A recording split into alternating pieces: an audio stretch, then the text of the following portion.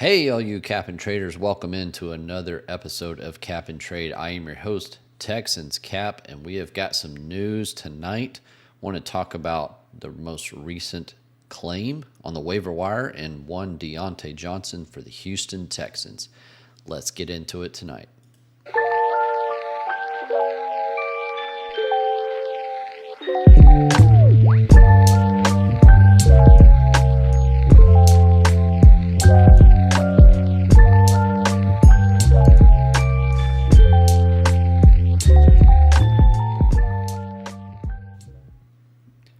Welcome back into Cap and Trade. Like I was saying, I am your host, TexansCap. Welcome in. Make sure while you're here to like and subscribe. Really helps the channel out.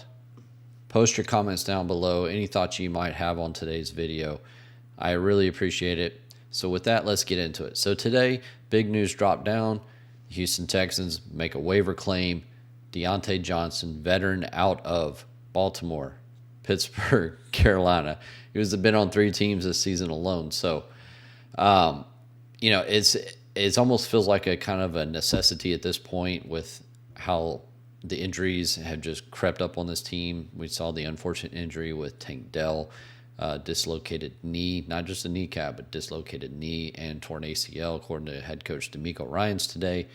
So that's a huge blow, not only for the rest of the season, but probably for 2025. Majority of that as well, but that's either near or there. We'll get into that later. But I kind of want to talk about Deontay Johnson and what he potentially brings to the table for this roster this year. So we're going to jump over into the share screen.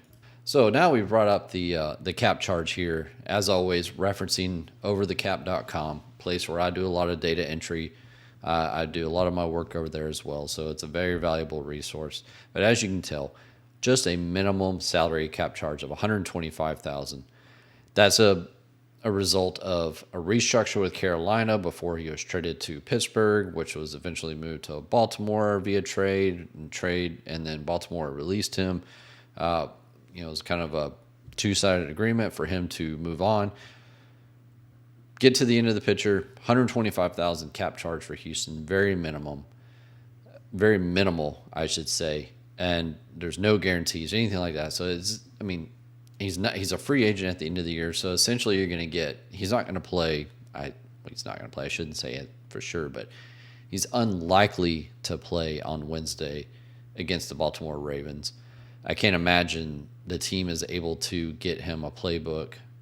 Maybe they can come up with 10, 15 plays for him and make him available for Wednesday. That's tough.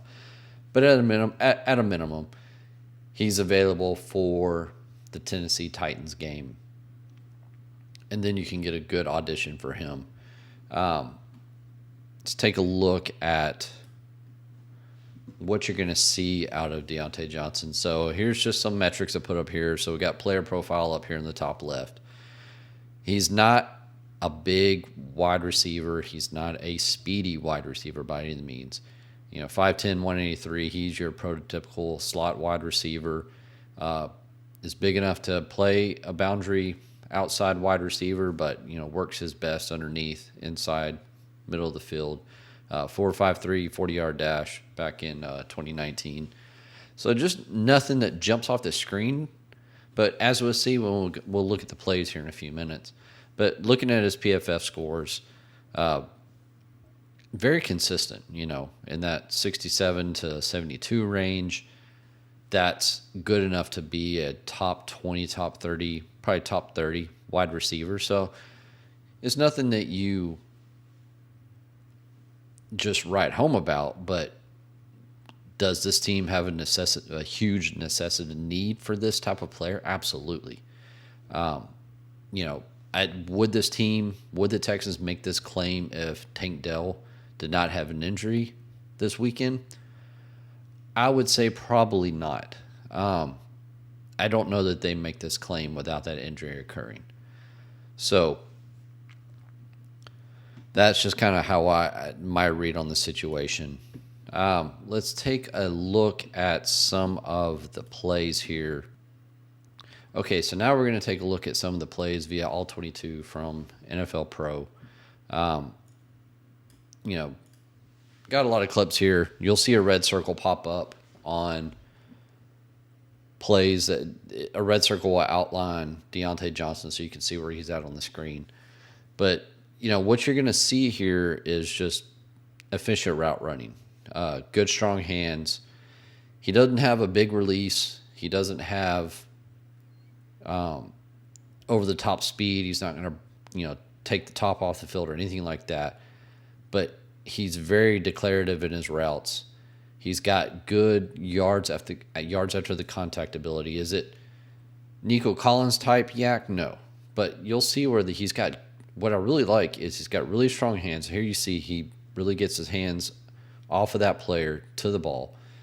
Here he is at the top of the screen. He's going to run that quick inside slant route, which is just a staple for this offense when Bobby Sloak wants to call it. But here he is at the bottom of the screen.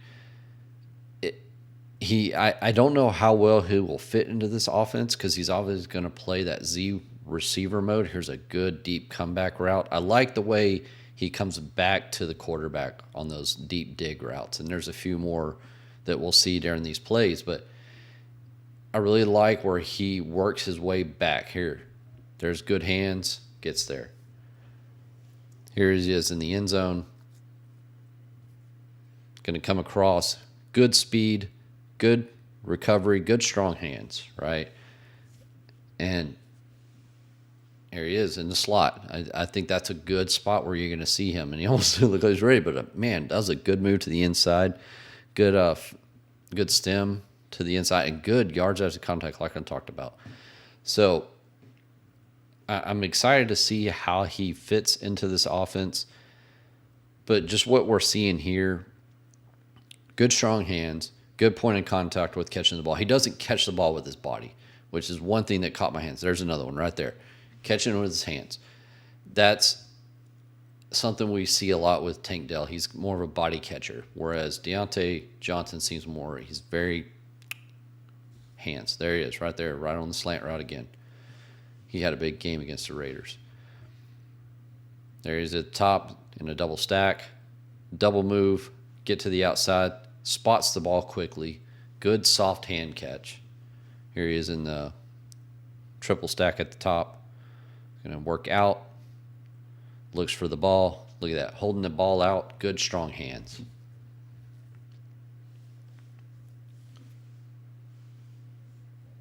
That's a nice whipper out right there. Working out, come back into the ball.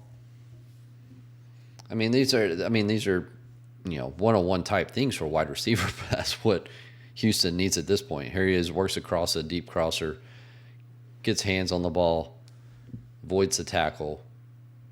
So, just everything you see out of him is what you're looking for. Now, that was a heck of a catch. Look at that.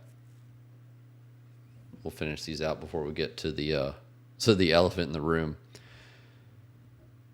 At the bottom of your screen here. Gonna run a deep, deep dig. Uses his hands to create some space. Got a little DeAndre Hopkins there going until it works. Here's a scramble drill. Comes back to the quarterback. He works his way back to the quarterback. Against A.J. Terrell here. Very good. Working to the middle of the field.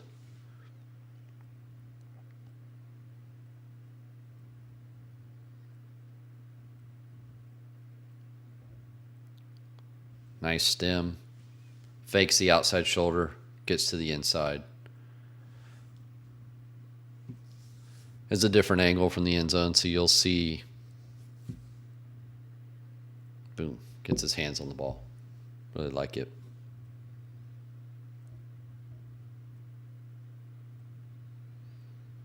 Quick. 5-step in route. Gets the first down. You're going to see him in a slot again. On the line of scrimmage. Going to go out. Stem inside. Comes back to the ball, which is what I really like. He's not waiting for the ball to come to him. So I really think there's a lot to be had here. I mean, is he going to work out? Who knows? But the team has an opportunity here to get a good 2-game audition out of him. Like I said, I don't know that he's going to be ready to play for the Baltimore game. Maybe they can find a subset of playbook for him. But assuming he plays in the Tennessee game and then plays in the first playoff game, if they win, there's more. But at least at a minimum, you're going to get a 2-game audition with him, plus practices. Get a really case for what you see from him. Because as we know, 3 teams, now his 4th in one season, is a bit of an issue. And now that's the flip side of this. Why are teams not sticking with him? In Baltimore, which is one of the strongest locker rooms in the league, could not find a way to get him on the field, could not find a way for it to work out and mend that relationship. But speaking to some folks in Baltimore wanted to try to mend that relationship. They suspended him for 1 game, then they excused him from team activities for another week. And those are just a lot of red flags. And at this point, this team needs so much help in the wide receiver room, you're willing to look past those red flags, hoping that your locker room can adapt and manage the situation. D'Amico Ryan's a very strong head coach in that aspect. I have no doubts that he'll be able to manage this. I'm more concerned about the wide receiver room. This is a relatively young wide receiver room, especially with no Stephon Diggs there. Nico Collins is your veteran. Robert Woods is your going to be your big veteran, and will be managing that slot role against Baltimore. But it'd be interesting to see how this team manages him, because as we saw from the tape, the talent's there. You can definitely see him making some plays. Way that Bobby Slowick in this scheme is able to create space, and if you go look at the separation numbers on fantasy data points, the separation numbers are there. Now, we want to see the yards after contact. We saw a few clips before where Deontay Johnson can produce that yards after contact. That's what this spacing does. That's what the Slowick-Shanahan offense does, is create that spacing for those yards after contact. So, see if this all works out. So, we'll just have to wait and see. That's really about all I wanted to talk about tonight. There's some offensive line work coming. We'll have to wait and see. We'll have to wait and see how the secondary shakes out, whether it sounds like Kamari Lassiter is going to move over to the nickel, Jeff Okudah to the boundary. Sounds like the offensive line might be a Kendrick Green at right guard and Kenyon Green at left guard. Going to be a lot of changes for this Baltimore game. So with that, I appreciate everybody. Make sure you like, subscribe, comment, do everything. Let me know your thoughts below. Let me know how I can make this better for you. And with that, we will call it a night and shut it down. Peace.